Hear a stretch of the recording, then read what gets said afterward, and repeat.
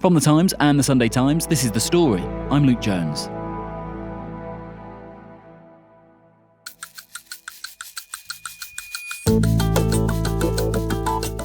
When the author Richard Osman found out his debut novel had made the Sunday Times bestsellers list, he admits he had a little cry. For Jamie Oliver, it was a yell of excitement when he got the call.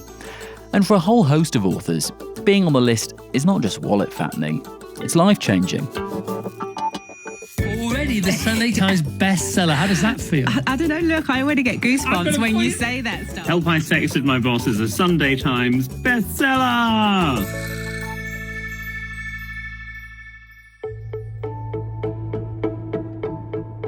This weekend, the list turns 50, so the Sunday Times is celebrating by unveiling the top 100 ever.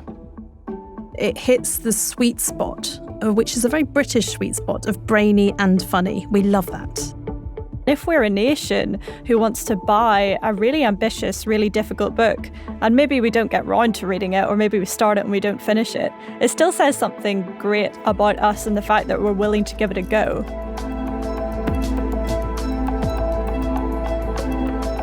The story today. What 50 years of best-selling books says about Britain.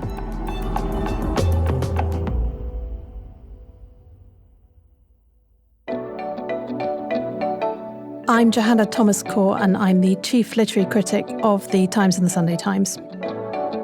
My name is Laura Hackett, and I'm the Deputy Literary Editor of the Times and Sunday Times. Johanna, can you explain for us, first of all, what is the Sunday Times bestsellers list? Well, every week the Sunday Times publishes the week's best-selling books, and we split them into different categories. We have fiction, non-fiction, and then we have hardback and paperback. And we also have charts for manuals like cookbooks and children's books too. And the lists really are the definitive benchmark of commercial success for the publishing industry. They are the book business's equivalent of a podium finish at the Olympics. And in fact, a number of people like CEOs of publishing houses have used that metaphor to me as well, saying getting to number one in the bestsellers is like winning a gold medal at the Olympics. Yes. And well, you know about this because you used to work in publishing, didn't you? I mean, so you saw firsthand how seriously people took it. Yeah, absolutely. Back at the beginning of my career, in my early 20s, I worked for Transworld Publishers, which is part of Penguin Random House. And, so important are the bestseller lists to Transworld that when I worked there, they would pin them up in the company lifts every week. So they were used to kind of motivate staff to keep checking where you were on the list. They're a very important tool. And when I saw the former managing director, Larry Finley, last year, he said that they were still doing that. They were still very central to how the company thinks. And big for bookshops as well. Absolutely. You will often see bookshops, they'll use a sign saying Sunday Times bestsellers, or publishers as well will put on the front cover of a book a Sunday Times bestseller. That's what every publisher wants to be able to put on front of a book. Either that or nominated for the Booker Prize, or even better, won the Booker Prize. And you could actually say Sunday Times bestseller carries more weight because actually some people can be a bit put off by Booker. They can think it's a little bit highfalutin, a bit out of their range. The idea that everyone loves this book is hugely appealing, and it's an incredibly trusted brand. And actually, we today aren't just talking about any normal list of the bestseller list. What exactly is this one we're going to discuss? This is the 100 best. So these are the books that have really spent the longest amount of time in the charts for the last 50 years. So the ones that have clocked up the most weeks. So we haven't calculated it on the basis of who's necessarily sold the most. So you will only see, for example, one Harry Potter in there because we've looked at longevity. Yes. So you might find there were some people who rushed out all on the same day to buy the next Harry Potter. And so the kind of window of opportunity was a fairly narrow one. So what we're looking at is the books that spent more than 200 weeks in the bestseller charts. Gosh, you mentioning people in a rush go and buy the latest Harry Potter has taken me all the way back to being about 10 and queuing outside W.H. Smith's Waterstones at midnight with all these other dweebs as these drunk people went past. Oh my gosh, misspent youth. Laura, you're going to rewind for us all the way to when the Sunday Times bestseller list actually started. This was in 1974. And actually, I have to say, I did not know this origin story at all until recently, when the woman who was charged with actually putting together the first list passed away. Exactly, yes. So the whole reason really why we've done this big top 100 list and we're going to have this celebration is because this year marks the 50th anniversary of the Sunday Times bestseller list and the first time that it appeared in the paper. And it is, as you say, it's an interesting story. The editor at the time of the Sunday Times, Harry Evans, he went to the managing editor, Peter Harland. He said, look, I want to have a list of the best-selling books in Britain. The New York Times has a list, and I want the Sunday Times to have a list. And at the time, that was seen as a slightly controversial thing. It was seen as quite sort of American to rank books. It's not very English to put books in competition. Exactly, it's crass. And Peter Harland did what all good editors do and turned to someone else who would be potentially better at the job. This pretty obscure but very seasoned Fleet Street journalist called Pat Hartridge. And what she did, because at that time, obviously, this was a time before Excel, this was a time before data and before we were able to get it all through computers. So what she did was she rang up bookshops and said to them, listen, what are your best-selling titles this week? And she wouldn't be ringing every single bookstore and getting a definitive number. This was what? It was a sort of survey sample. Exactly. So I think she ended up getting about 200 bookshops to sign up to a voluntary scheme where they would mail in slips of paper to her saying, right, these are our top selling books, and she'd work it out from there. She made sure not just to target the kind of West End flagship stores, the kind of big Waterstones in London, but she was going to working class communities and the bookshops there and seeing what they were buying. And then she sat down in the floor of her living room with her husband and her two sons and got her calculator out and got slips of paper out and just totted up the scores. And then in 1974, this list appeared near the back of the Sunday Times saying these are the top 10 best-selling fiction and non-fiction books. And now, obviously, over the years, we've been able to come up with much more sophisticated ways of working it out. And we now have Nielsen BookScan, who do it all digitally, and we can get the exact sales figures for each book. But back then, that was what she did. And it was actually really pioneering for the time. And no one could have known that it would develop into such a sort of industry-changing project. So as you say, we've got 50 years worth now, and you've all collated this top 100. Johanna, scanning through it all, what jumps out at you as any kind of unifying thread, if there is, in how our tastes have flourished over the years? It is hard to generalise about 100 books over 50 years, but I think what really struck me about this 100 list, or the 100 Club, as I like to call it, is it reflects kind of all the reasons we buy books, which is to understand the world, to understand ourselves, to get a sense of what it's like to be another person, to escape, to be entertained, because this list shows that we really like to laugh a lot, to improve ourselves, and I think also to show off. I think you'll see quite a lot of the books on the list are probably ones that we've maybe bought, but we haven't actually read. We just like to have on the shelves and by osmosis, so that they'll kind of make us clever and better people. And then I think that you'll see that often the authors behind these books have either been beforehand or have become national treasures.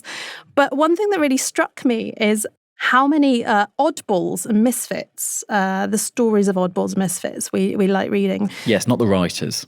Yeah.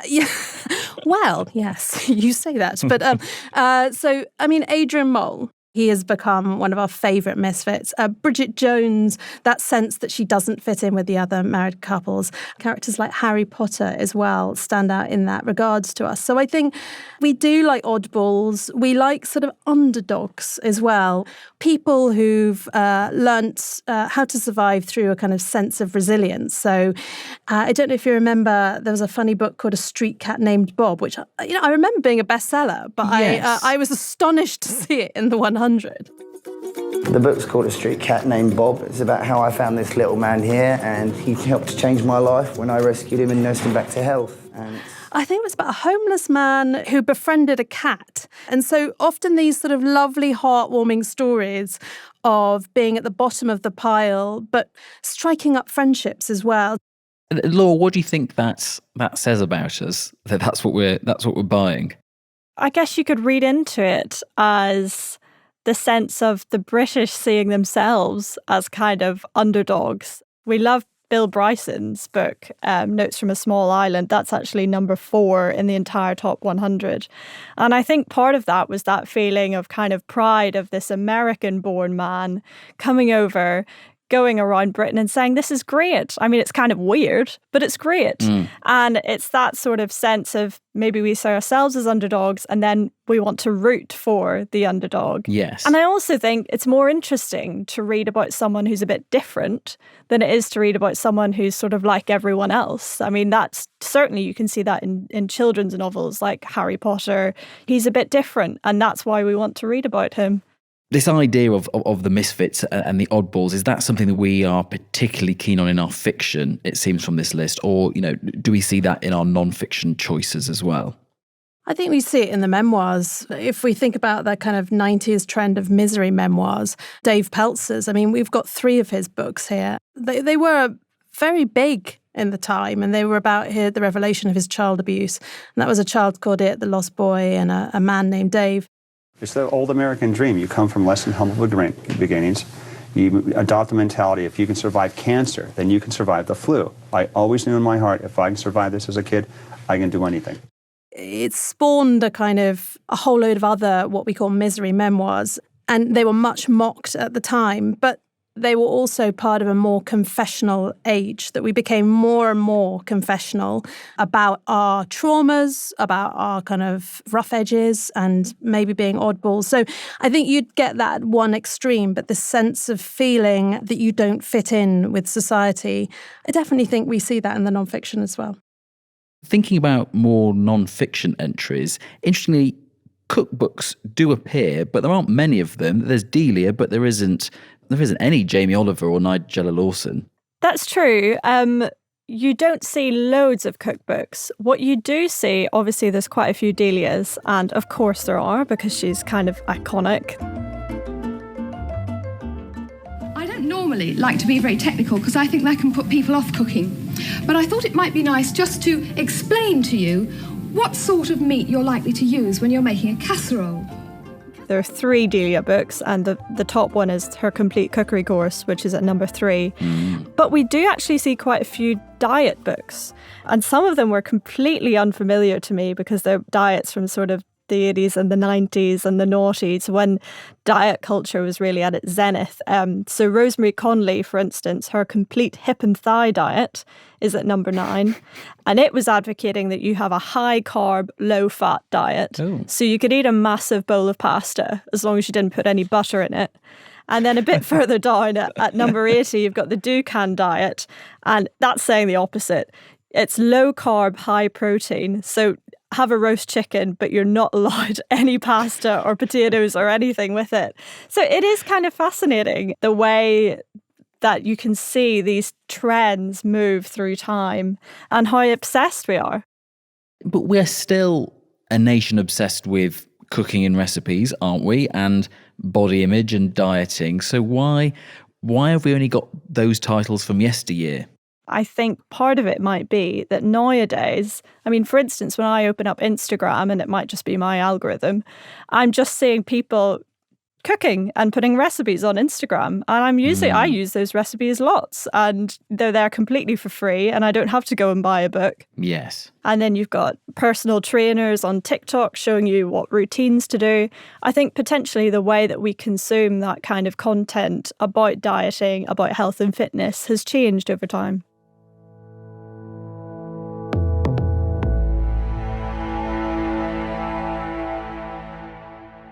Johanna, Laura, you're taking us through the top 100 in the history of the Sunday Times bestseller list.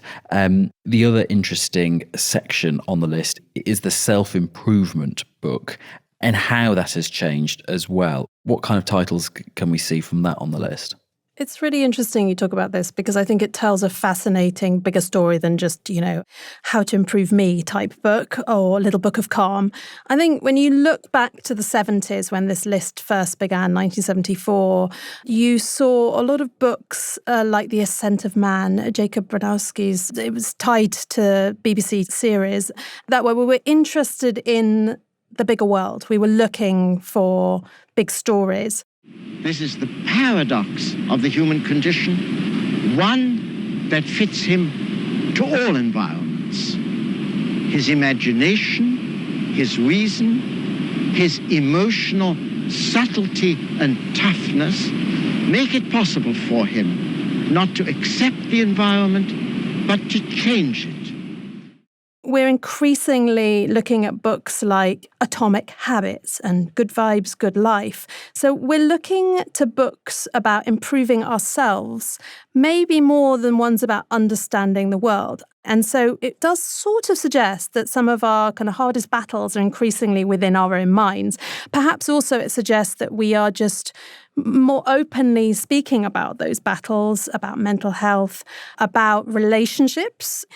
That said, I think there's a really interesting story about the kind of nonfiction that does well here. A lot of the time, it's nonfiction books that claim to teach you everything in one book. Something like A Short History of Nearly Everything by Bill Bryson. Or, if you go back to Yuval Noah Harari, which is number 10 on the list, Sapiens, that was such an important book in terms of kind of explaining humans. We love the idea of kind of one book and one idea is going to explain all of history and all of humankind. And it's going to do it in one book, and then we can put it on our shelves and that's it. And we'll have the answer.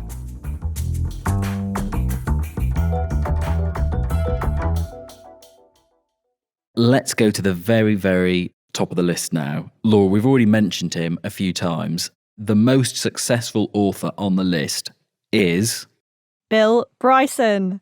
With 5 books, incredibly. 5 books. It's really, really impressive. So he's best known probably for the one that's the highest on the list, Notes from a Small Island at number 4, which, as we said, it's sort of his journey around Britain using only public transport, apart from, I think, one time where he gets lost in Oxfordshire and has to hire a car, meeting people all the way from Exeter up to John O'Groats and just discovering lots of things about British heritage and saying things like, gosh, isn't London big? And people loved it. They lapped it up. You seem cynical about it.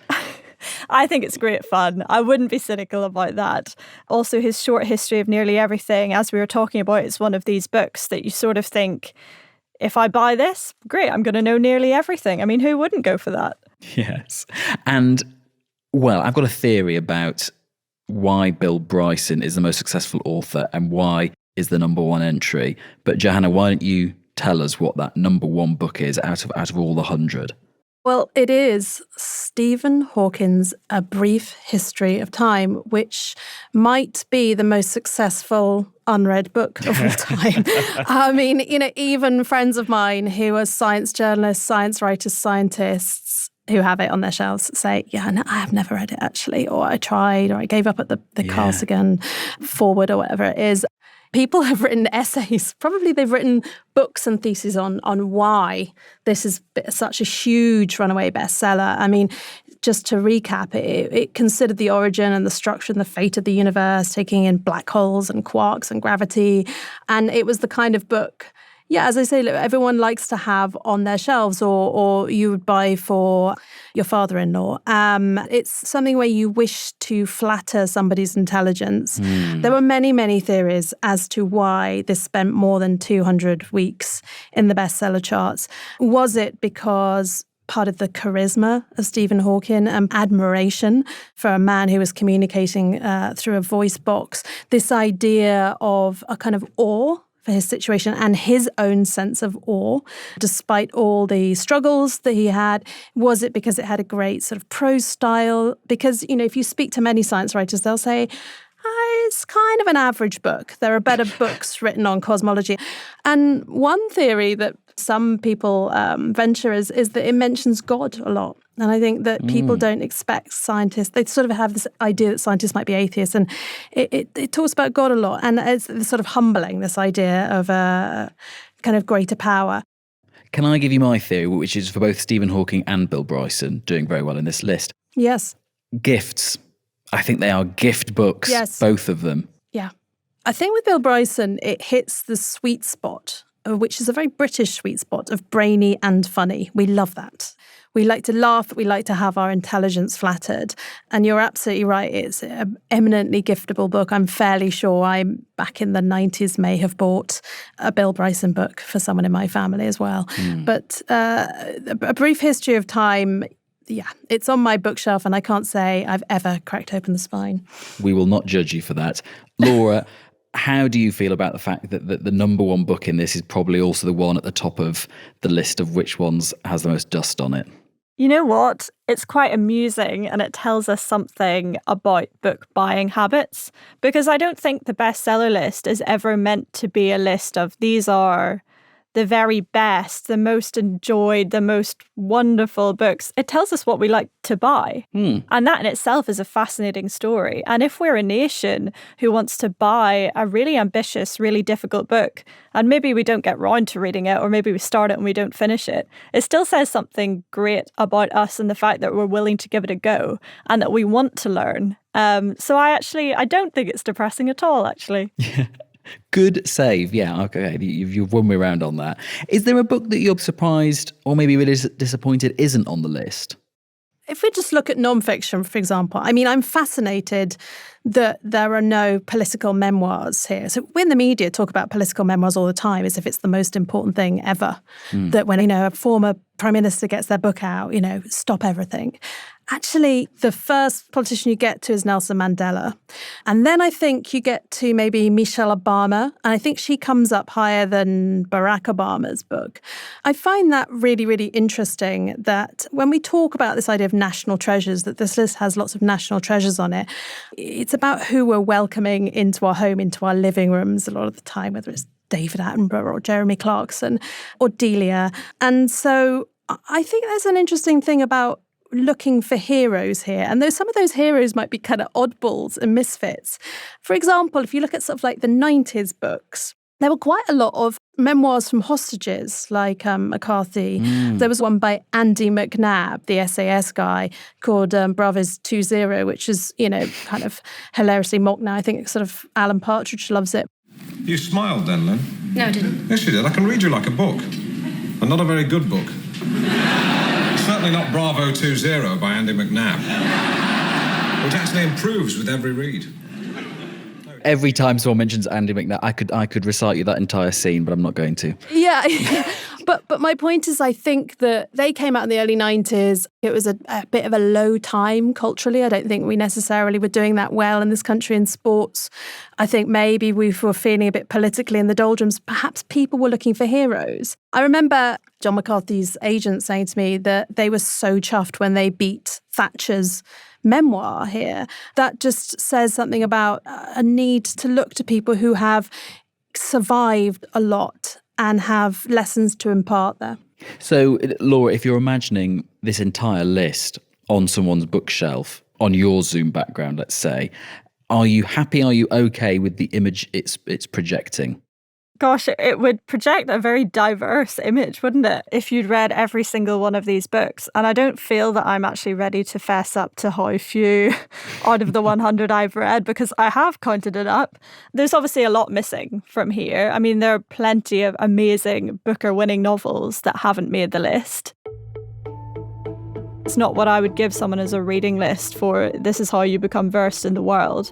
But it says something about us and it says something about Britain. And I don't think I would be embarrassed. And actually, I believe we're selling a range of merchandise which has quite a few copies of the top 100 in artworks. So if you do want to have it in your Zoom background, you probably can.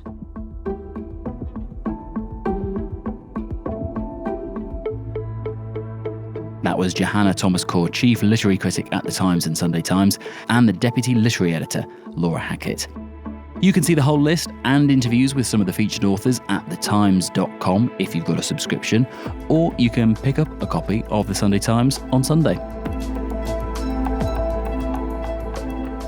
The producer was Sam Chantarasak, the executive producer was Will Rowe, and sound design and theme composition was by Mauro Lassetto.